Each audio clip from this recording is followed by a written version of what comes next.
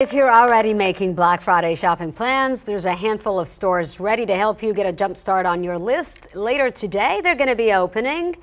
The earliest we could find is Big Lots, which opens at 7 this morning. So you have about 30 minutes and it's going to be open for you. Retailers like Target and Walmart open at 5 and 6 this evening, respectively.